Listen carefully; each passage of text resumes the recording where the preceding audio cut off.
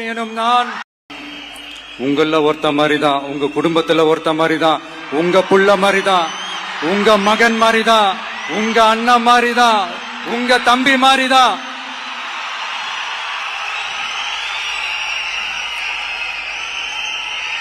அப்படிதான் நான் உணர்றேன். நீங்களும் என்ன அப்படி நினைச்சதுனாலதான் சினிமாவில் எனக்கு ஒரு மிகப்பெரிய ஒரு இடத்த ஒண்ணு கொடுத்தீங்க. அதையெல்லாம் விட்டுட்டு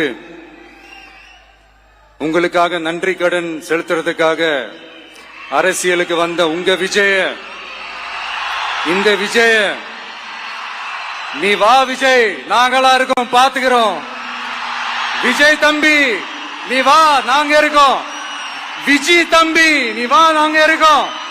அண்ணா நீ வாடா, நாங்களா இருக்கோம். நண்பா நீ வா நண்பா, நாங்களா இருக்கோம் சொல்லி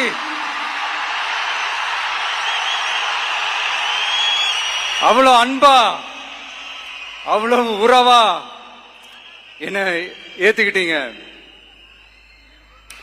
இந்த நேரத்தில் இதை நான் சொல்லணும்.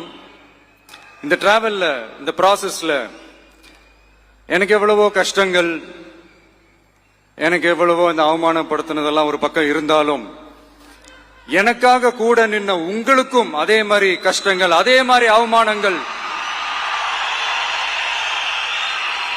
அதையெல்லாம் நீங்க பெருசா எடுத்துக்காம, அதையெல்லாம் நீங்க பொருட்டாவே எடுத்துக்காம, என்னோட வலிகளை, என்னோட வேதனைகளை உங்களோட தான் நினைச்சு என் கூடவே நின்னு இன்னைக்கு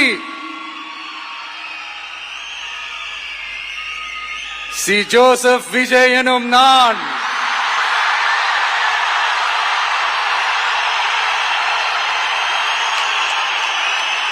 அத உண்மையாக்கி இருக்கிறீங்க.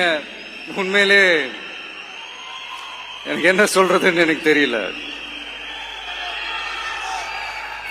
என்னுடைய உறவுகளே, என்னுடைய சொந்தங்களே, நான் ஒன்னும் தேவ தூதன்லாம் கிடையாது. நானும் ஒரு இயல்பான ஒரு வாழ்க்கை வாழ்ற ஒரு சாதாரணமான மனுஷன்தான். நான் முன்னாடியே சொன்ன மாதிரி அது செய்வேன் இது செய்வேன்னு பொய்யான வாக்குறுதிகள்லாம் கொடுத்து உங்களை நான் ஏமாத்த மாட்டேன். எது சாத்தியமோ அது மட்டும்தான் நான் செய்வேன். இம்மிடியட்டா உங்க மனசுல ஒரு கேள்வி ஒண்ணு வரலாம், அப்ப சாத்தியம் இல்லாததை செய்ய மாட்டாங்களா, செய்ய முடியாதா அப்படின்ற ஒரு கேள்வி ஒண்ணு வரலாம். இத்தனை கோடி மக்கள் என் கூட இருக்கும் போது எது வந்தாலும் பாத்துக்கலாம், என்ன வந்தாலும் பாத்துக்கலாம் அப்படின்ற அந்த கான்பிடன்ஸ் என் மனசுல இருக்கு.